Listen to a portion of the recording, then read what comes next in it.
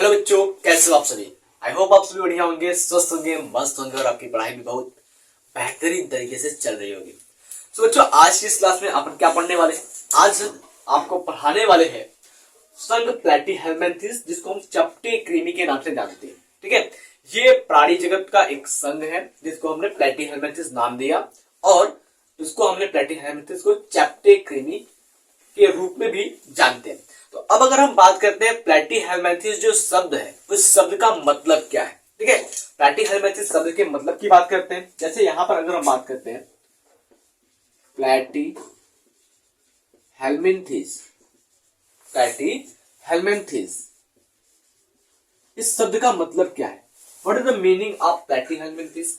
Platyhelminthes जो शब्द है वो दो शब्द से मिलकर के बना हुआ है, दो ग्रीक शब्द से मिलकर के बना हुआ है। पहला जो है वो है प्लेटी, जिसका मतलब क्या होता है ब्रॉडर, यानी कि चौड़ा, और फ्लैट, चपटा। पहला क्या है प्लेटी, क्या है प्लेटी। और दूसरा जो है वो है हेल्मिन्थेस या हेल्मिन्स। हेल्मिन्स, प्लेटी का मतलब होता है ब्रॉडर, ब्रॉडर क्या होता है ब्रॉडर या फ्लैट, जिसको हम कहते हैं चपटा। ठीक है, क्या कहते हैं चपटा। दूसरा जो होता है वो होता है हेल्मिन्थेस। हेल्मिन्थेस का मतलब क्या होता है, तो हेल्मिन्थेस का मतलब होता है वर्ण। वर्ण का मतलब क्या होता है, वर्ण का मतलब होता है कृमि। बात समझ में आई कि हमने प्लैटीहेल्मिन्थेस को चपटे कृमि को क्या होगा, क्योंकि प्लेटी का मतलब होता है फ्लैट, ब्रॉड। ठीक है, जिसको हम चपटा या चौड़ा कहते हैं, समझ में आया। और हेल्मिन्थेस या हेल्मिन्स का मतलब होता है वर्ण, जिसको हम कृमि कहते हैं, जिस वजह से हम प्लैटीहेल्मिन्थेस को क्या कहते हैं चपटे कृमि कहते हैं। अब बात यह आती है कि हम इन चपटे कृमियों के बारे में सबसे पहले कब पढ़ना स्टार्ट किए, सबसे पहले हम इसके बारे में कब देखें, कब पहचाने कि प्लैटीहेल्मिन्थेस नाम के भी एक संघ में प्लैटीहेल्मिन्थेस जंतु पाए जाते हैं। तो अगर हम बात करते हैं तो इन चपटे कृमियों का अध्ययन 18वीं सदी से प्रारंभ हुआ। कब 18वीं सदी से प्रारंभ हुआ। उसके बाद गेगनबर्ग नाम के एक वैज्ञानिक आते हैं 1858 ईस्वी में, और उन्होंने जंतुओं से अलग हट करके एक संघ बनाया जिसको हम प्लैटीहेल्मिन्थेस संघ के नाम से जानते हैं। यानी कि अगर हम बात करते हैं कि इसका अध्ययन कब शुरू हुआ, प्लैटीहेल्मिन्थेस या फिर कह सकते हैं प्लैटीहेल्मिन्थेस का अध्ययन, प्लैटीहेल्मिन्थेस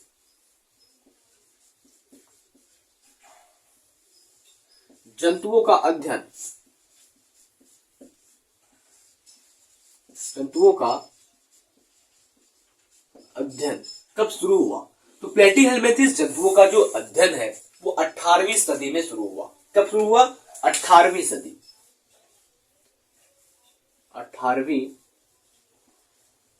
सदी में शुरू हुआ। बात समझ में आया। उसके बाद एक वैज्ञानिक आते हैं जिनका नाम है गेगेनबॉर। ठीक है, क्या नाम है गेगेनबॉर। तो गेगेनबॉर की बात करते हैं, गेगेनबॉर 1858। ठीक है, में क्या किया उन्होंने प्लैटीहेल्मिन्थेस संघ का निर्माण किया। किस संघ का, प्लैटीहेल्मिन्थेस संघ का निर्माण किया। संघ प्लैटीहेल्मिन्थेस का निर्माण किया, संघ प्लैटीहेल्मिन्थेस, प्लैटीहेल्मिन्थेस का निर्माण किया, निर्माण किया।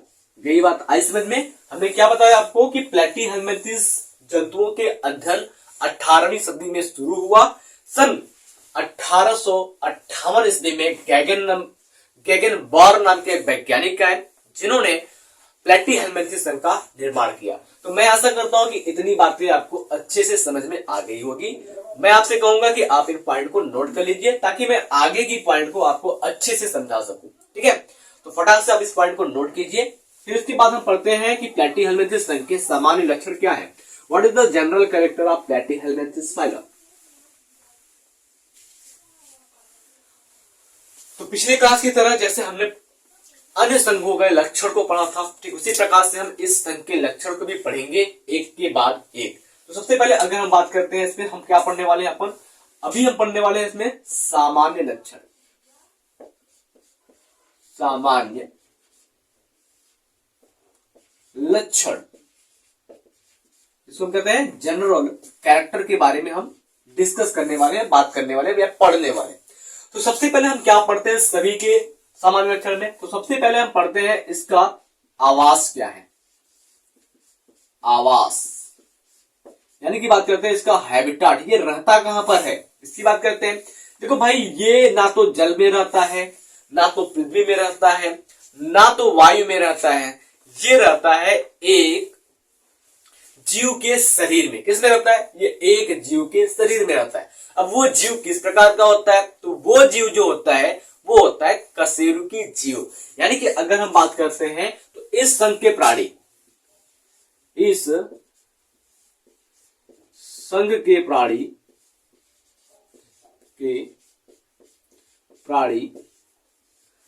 कशेरुकी जंतु के परजीवी होते हैं। क्या होते हैं, कशेरुकी जंतु के, कशेरुकी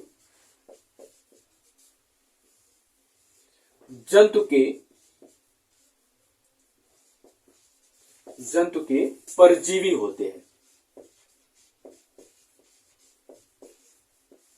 परजीवी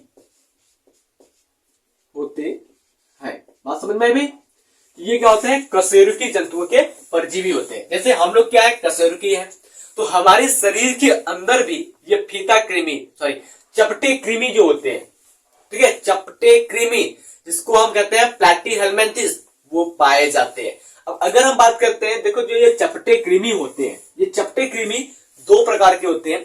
एक चपटे कृमि होते हैं रोग उत्पन्न करने वाले, और एक चपटे कृमि होते हैं स्वतंत्र रूप से अपना जीवन व्यतीत करने वाले। ना तो वो आपको हानि पहुंचाएंगे और ना आपसे खुद हानि लेंगे, ठीक है। यानी कि वो आपके शरीर में रहेंगे या बाहर रहेंगे, वो क्या करेंगे, केवल और केवल अपने मस्ती में वो जीते चले जाएंगे। यानी कि अगर हम बात करते हैं जो चपटे कृमि होते हैं वो दो प्रकार के होते हैं। चपटे कृमि, चपटे कृमि जो होते हैं वो कितने प्रकार के होते हैं, दो प्रकार के। पहला ये हो जाएगा रोगजनक, क्या हो जाएगा, रोगजनक, रोगजनक, या बात करते हैं रोग उत्पादक, रोगजनक कह लें या रोग उत्पादक, रोग उत्पादक। दूसरा क्या होता है, दूसरे होते हैं स्वतंत्र जीवी, स्वतंत्र जीवी। बात समझ में आई? अब देखो अगर हम बात करते हैं रोग उत्पादक किसे कहेंगे और स्वतंत्र जीवी किसे कहेंगे, तो ऐसे चपटे कृमि जो आपके शरीर में रहे, हमारे शरीर में रहे और हमें बीमारी पैदा करे, ठीक है, हमें बीमार बना दे, उसको हम कहते हैं रोग उत्पादक चपटे कृमि, रोग उत्पादक प्लैटीहेल्मिन्थेस। तो इसके अंदर कौन कौन से जीव आते हैं उसकी बात कर लेते हैं। तो चपटे कृमि के अंदर हम बात करते हैं जो रोग को उत्पन्न करते हैं, तो इसमें मुख्य रूप से जो जीव आते हैं, जैसे अगर हम बात करते हैं Fasciola hepatica, Fasciola hepatica, Fasciola hepatica, blood sucker, blood sucker, blood sucker, ठीक है। और करना जाएगा tap worm, tap worm, etc. यानी कि हमने आपको दो तीन एग्जांपल बताया जो रोग उत्पन्न करने वाले प्लैटीहेल्मिन्थेस होते हैं। उसमें हमने आपको बताया फैसियोला हिपैटिका जिसको हम कहते हैं यकृत परजीवी, ठीक है। उसके बाद हम बात करते हैं यहाँ पर ब्लड सकर जो आपके रुधिर को चूसने वाला होता है, टैप वर्म ये भी आपके आंत का परजीवी होता है। तो अगर हम बात करते हैं तो ये सभी जो होते हैं ये रोग उत्पन्न करते हैं। उसके बाद अगर हम बात करते हैं स्वतंत्र जीवी के उदाहरण की, तो इसमें आ जाता है प्लैनेरिया। प्लैनेरिया एक प्लैटीहेल्मिन्थेस है, चपटा कृमि है जो स्वतंत्र रूप से अपने जीवन को व्यतीत करता है। बात समझ में आ गई? चलिए अगले पॉइंट की बात करते हैं, यानी कि हम बात करते हैं अगले लक्षण की। अगले लक्षण में हम बात करेंगे सामान्य लेक्चर में क्या करेंगे, हम शरीर के संगठन के बारे में बात करेंगे। शरीर के संगठन, शरीर के संगठन की बात करते हैं, यानी कि बॉडी ऑर्गेनाइजेशन की बात करते हैं। तो हमने आपको जब वर्गीकरण का आधार पढ़ाया था तो वहां पर आपको हमने बताया था कि शरीर का संगठन क्या होता है, कोशिकीय स्तर का हो सकता है, ऊतक स्तर का हो सकता है, अंग स्तर का हो सकता है और अंग तंत्र स्तर का हो सकता है।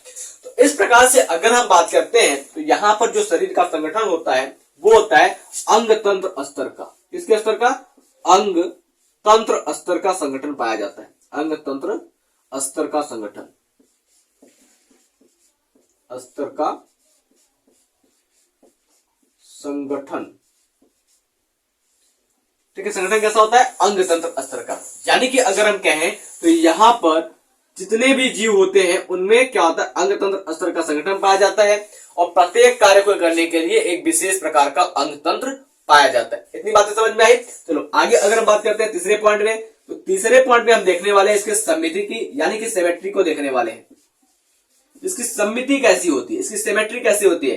जैसे अगर हम बात करते हैं आपको, तो हमने समिति में आपको 3 प्रकार की समिति बताई थी। पहली समिति बताई थी हमने असमिति, दूसरा बताया था अरिसमिति और तीसरा बताया था हमने आपको द्विपार्श्व समिति। असमिति का मतलब क्या होता है, आप किसी भी प्राण किसी भी तरह से आप इस शरीर को काटेंगे वो 2 बराबर भागों में नहीं बंटने वाला है। अरिसमिति में क्या होता है, अगर आप हॉरिजॉन्टली काटते हैं, वर्टिकली काटते हैं, यानी कि आप किसी भी एंगल से उस जीव को काटिए वो 2 बराबर भागों में बंट जाएगा। अब अगर हम बात करते हैं द्विपार्श्व समिति, तो द्विपार्श्व समिति का मतलब क्या होता है, आप किसी भी जीव को टॉप टू बॉटम यानी कि उसके सिर से पैर तक काटेंगे वो 2 बराबर भागों में बटेगा। ठीक है, कब? जब उसको आप सिर से पैर तक काटेंगे तब। तो यानी कि अगर हम बात करते हैं प्लेटीहेलमिन्थेस संघ के जीव में किस प्रकार की समिति पाई जाती है, तो यहां पर जो समिति होती है वो होती है द्विपार्श्व समिति। कैसी होती है? द्विपार्श्व समिति। द्विपार्श्व समिति पाई जाती है यहां पर। ठीक है, द्विपार्श्व समिति पाई जाती है, यानी कि यहां पर बात करते हैं जितने भी अंग होते हैं वो लगभग सबके सब जोड़े में पाए जाते हैं। इतनी बात समझ में आई। चलो आगे अगर हम बात करते हैं चौथे नंबर पर क्या आता है, तो चौथे नंबर पर अगर हम बात करते हैं तो यहां पर हमको पढ़ना है जर्म स्तर की संख्या, या फिर जिसको हम कहते हैं जनन स्तर की संख्या, यानी कि नंबर ऑफ जर्म लेयर की बात करते हैं। तो ये क्या होते हैं, त्रिकोरकीय होते हैं या फिर कर सकते हैं त्रिस्तरीय होते हैं। यानी कि अगर हम करते हैं तो इसमें 3 प्रकार के जर्म स्तर पाए जाते हैं। जैसे हम कहते हैं इसमें बाह्य जर्म स्तर, मध्य जर्म स्तर और अंतः जर्म स्तर, 3 प्रकार के जर्म स्तर पाए जाते हैं। समझ में आया। चलो अगर हम बात करते हैं इसमें जर्म स्तर की संख्या कितनी होती है, जर्म स्तर की संख्या, जर्म स्तर की संख्या कैसी होती है, वो होते हैं 3। जर्म स्तर की संख्या कितनी होती है, 3 होती है। यानी कि ये प्राणी कैसे होते हैं, त्रिस्तरीय त्रिकोरकीय होते हैं। त्रिस्तरीय या फिर कह सकते हैं हम ये कैसे होते हैं, त्रिकोरकीय होते हैं।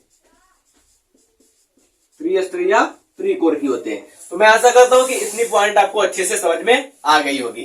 तो मैं कहूंगा कि आप इसको नोट कीजिए ताकि मैं आपको अगले पॉइंट के बारे में अच्छे से समझा सकूं। ठीक है,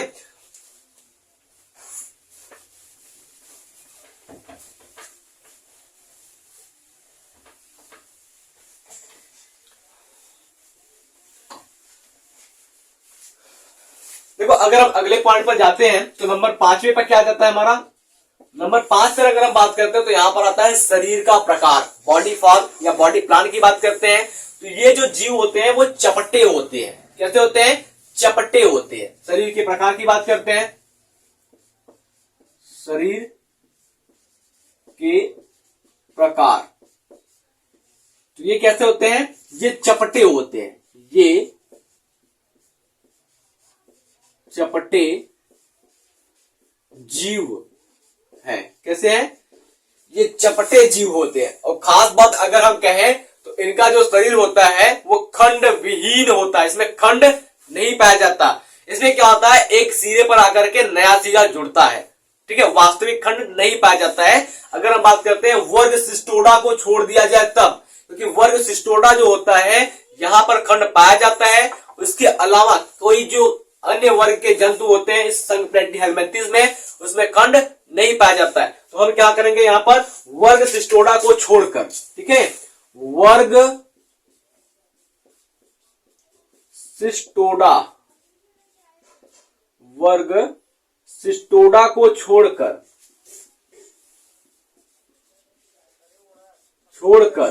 वर्ग सिस्टोडा को छोड़कर सभी का शरीर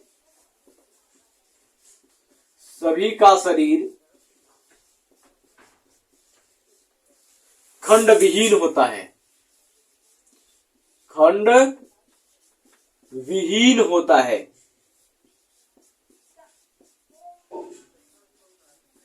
वर्ग सिस्टोडा के शरीर को छोड़ दें, ठीक है, बाकी सभी जीवों का जो शरीर होता है वो कैसा होता है, खंड विहीन होता है। इतनी बातें समझ में आई। अगले पॉइंट की बात करते हैं, हम बात करेंगे 6वें नंबर पर देह गुहा के बारे में। देह गुहा जिसको हम कहते हैं बॉडी सिलोम या बॉडी कैविटी, ठीक है। तो अगर हम बात करते हैं गुहा के आधार पर जंतुओं को 3 भागों में बांटा गया है, अगुही, कूटगुही, प्रगुही, एसिलोमेट, सीडोसिलोमेट और सिलोमेट। इस 3 भागों में बांटा गया है समस्त जीवों को गुहा के आधार पर। तो अब अगर हम बात करते हैं तो इन जीवों में यानी कि प्लेटीहेलमिंथेस या फिर चपटे कृमि जो होते हैं उसमें गुहा पाई जाती है कि नहीं पाई जाती, उसकी बात करते हैं। तो भाई देखो ये जो होते हैं वो अगुही होते हैं, इसमें गुहिका नहीं पाई जाती। इसमें क्या होता है, गुहा नहीं पाया जाता, इसमें गुहा नहीं पाया जाता, नहीं पाया जाता है, अर्थात ये अगुही होते हैं, अगुही होते हैं, अर्थात ये अगुही होते हैं। समझ में आया बेटा। आगे चलते हैं। अगर हम बात करते हैं 7वें नंबर पर, तो अब हम इसके विशेष लक्षणों को पढ़ेंगे। यानी कि विशेष लक्षण में इसके पाचन तंत्र कैसा होता है, उसमें उत्सर्जन कैसा होता है, श्वसन कैसा होता है, तंत्रिका तंत्र कैसा होता है, ये जनन कैसे करते हैं, तो इनका ये विशेष लक्षण है। अभी तक तो ये सामान्य लक्षण था। अब अगर हम विशेष लक्षण की बात करते हैं तो विशेष लक्षण की ओर सबसे पहले अगर हम जाएंगे तो यहां पर आ जाएगा पाचन तंत्र। पाचन तंत्र की अगर हम बात करते हैं तो यहां पर जो पाचन तंत्र होता है वो सामान्य होता है या फिर अपूर्ण होता है। तो इनमें पाचन तंत्र अभी बताएंगे कैसे ये सामान्य या अपूर्ण होता है। इसमें पाचन तंत्र सामान्य व अपूर्ण होता है, सामान्य व अपूर्ण होता है। बात समझ में आई। देखो कैसे ये सामान्य या अपूर्ण होंगे, क्योंकि इसमें मुख तो पाया जाता है लेकिन गुदा नहीं पाया जाता। क्या होता है, मुख पाया जाता है लेकिन गुदा नहीं पाया जाता। तो अगर हम लिख लें यहां पर तो इनमें गुदा अनुपस्थित होता है, इनमें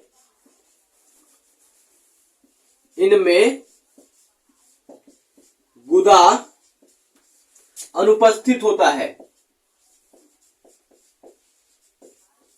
अनुपस्थित होता है। गुदा क्या होता है, अनुपस्थित होता है। उसके बाद अगर हम इसमें एक और विशेष बात बताएं पाचन तंत्र में, तो जो आपके फीता कृमि होते हैं जिसको हम कहते हैं flat worm, sorry tap worm कहते हैं, फ्लैट वर्म नहीं, टैप वर्म जो होते हैं फीता कृमि, उनमें क्या होता है, पाचन तंत्र जो होता है वो पाया ही नहीं जाता। ना तो मुख पाया जाता है, ना तो गुदा नाल पाया जाता है, ना तो गुदा पाया जाता है।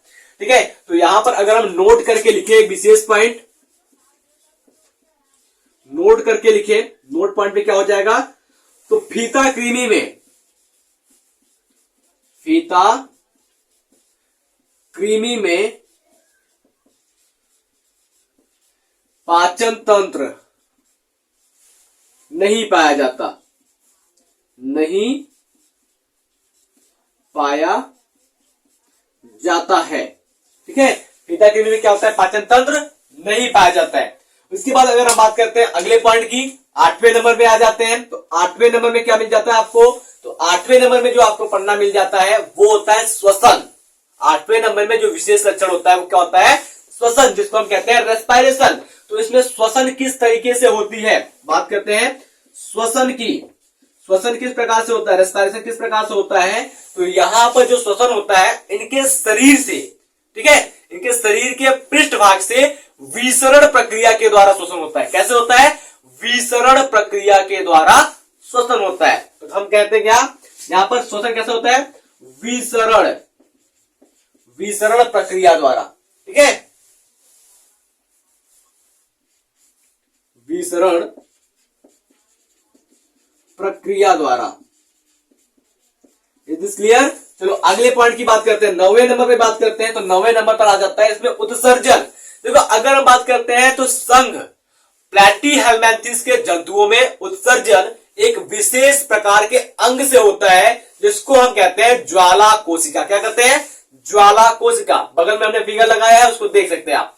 इनमें उत्सर्जन कैसे होता है, ज्वाला कोशिका के द्वारा होता है। उस ज्वाला कोशिका को हम आदि वृकक, जिसको हम कहते हैं प्रोटोनेफ्रिडिया, या फिर उसको हम सोलेनोसाइट के नाम से भी जानते हैं। किसको, ज्वाला कोशिका को। तो एक क्वेश्चन पूछता है कि सोलेनोसाइट किसमें पाया जाता है, या सोलेनोसाइट किस संघ के जंतुओं में पाया जाता है। तो आपका जवाब हो जाएगा सोलेनोसाइट संघ प्लैटीहेल्मिन्थेस के जंतुओं में पाया जाता है। और इसका कार्य क्या होता है, उत्सर्जन का होता है। और इसमें उत्सर्जी पदार्थ क्या होता है, तो अमोनिया जो होता है वो क्या होता है, उत्सर्जी पदार्थ होता है। तो अगर हम कहेंगे इसमें उत्सर्जन कैसे होगा, तो उत्सर्जन तंत्र नलिका सदृश, यानी कि नलिका के जैसी एक ज्वाला कोशिका पाई जाती है, उसके द्वारा होता है, जिसे आदि वृकक या सोलेनोसाइट के नाम से जानते हैं। और इसमें उत्सर्जी पदार्थ क्या होता है, अमोनिया होता है। तो लिखेंगे हम इसमें उत्सर्जन, उत्सर्जन की बात करते हैं, यानी कि एक्सक्रीशन की बात करते हैं।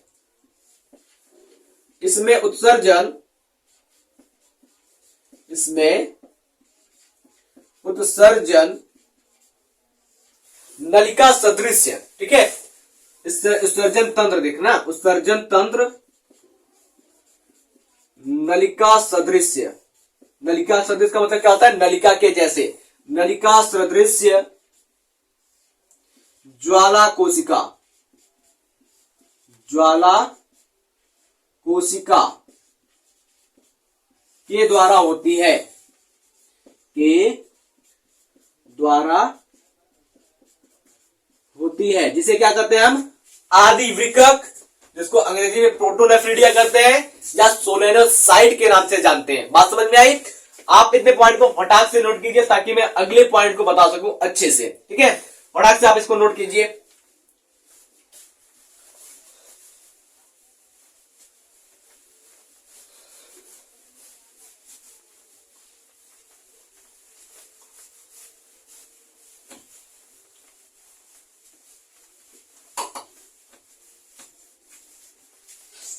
चलो अगले पॉइंट की बात करते हैं। तो यहां पर तंत्रिका तंत्र कैसी होती है, तंत्रिका तंत्र की बात करते हैं, यानी कि नर्वस सिस्टम की बात करते हैं, वो कैसी होती है।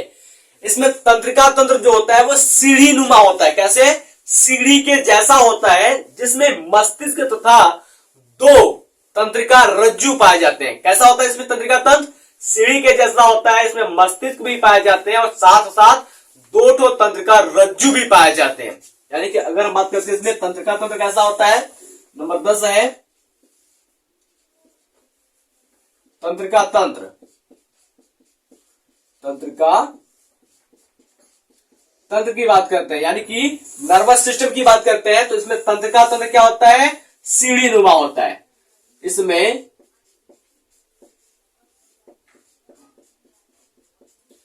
तंत्रिका तंत्र सीढ़ी नुमा होता है। कैसा होता है, सीढ़ी नुमा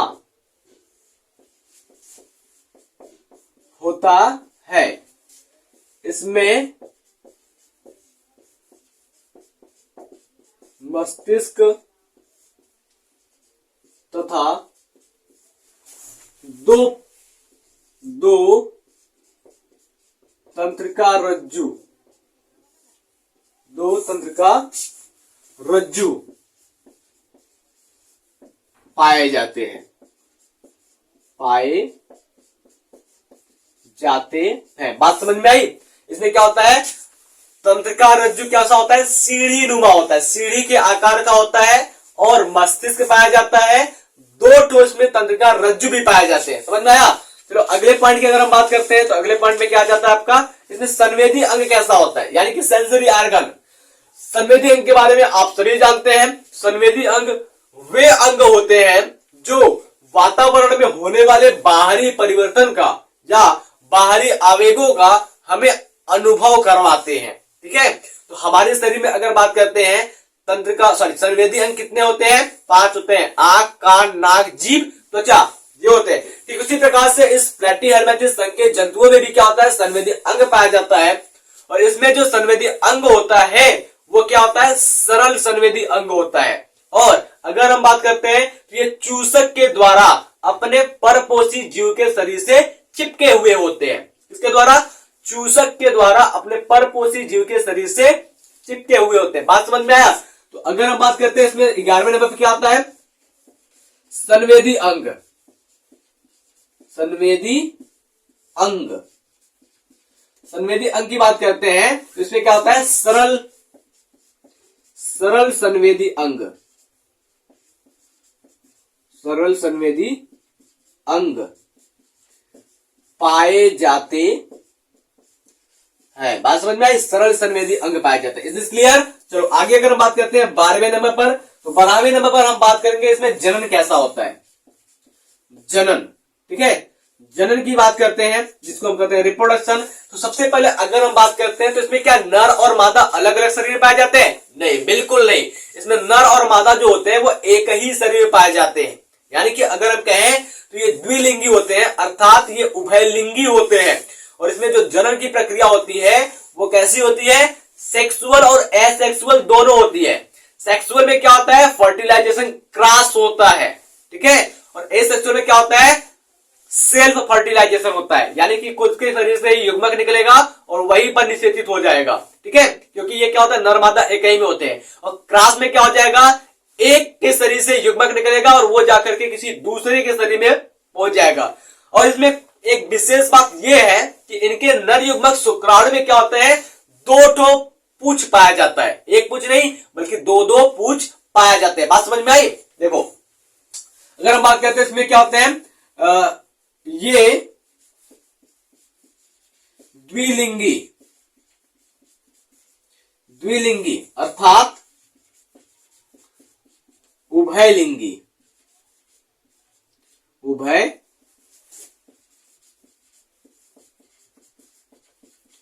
लिंगी होते हैं, उभयलिंगी होते हैं। बात समझ में आया? आगे देखो इसमें जो जनन होता है कैसा होता है? लैंगिक अथवा अलैंगिक, लैंगिक अथवा अलैंगिक जनन पाया जाता है। बात समझ में आया? लैंगिक अथवा अलैंगिक जनन पाया जाता है। अब अगर हम बात करते हैं 13वें नंबर पर जो आखिरी लक्षण है वो क्या है? परिवर्धन। यानी कि अगर हम बात करते हैं इसमें परिवर्धन कैसा होता है, तो परिवर्धन होता है लार्वा के रूप में। परिवर्धन कैसा होता है? लार्वा के रूप में, लार्वा के रूप में परिवर्तन कैसा होता है? तो परिवर्तन लार्वा के रूप में होता है। अब अगर हम बात करते हैं इसके उदाहरण की, उदाहरण में क्या आ जाएगा? उदाहरण में हमने आपको पहले ही कुछ उदाहरण बताया था। क्या? जब हम आपको रोग उत्पादक फीता कृमि रोग उत्पादक चपटे कृमि और स्वतंत्र परजीवी के बारे में बता रहे थे, तो वहां पर हमने आपको उदाहरण बताया था, ठीक है। उस एग्जाम्पल को ले लीजिए और यहां पर जो एग्जाम्पल है उसको ले लीजिए, ठीक है। तो अगर हम बात करते हैं उदाहरण की, तो उदाहरण में क्या आ जाता है?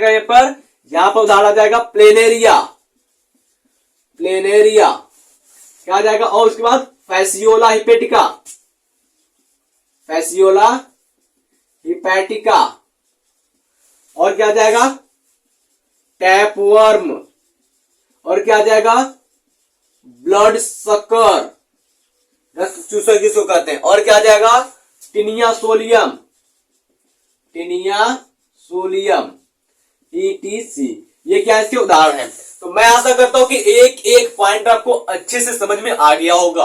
अगर अच्छे से समझ में आया तो आप कमेंट बॉक्स में हमें जरूर बताइए कि क्लास कैसा लगा, ताकि मैं और ज्यादा बढ़िया तरीके से आपको समझाने की कोशिश कर सकूं।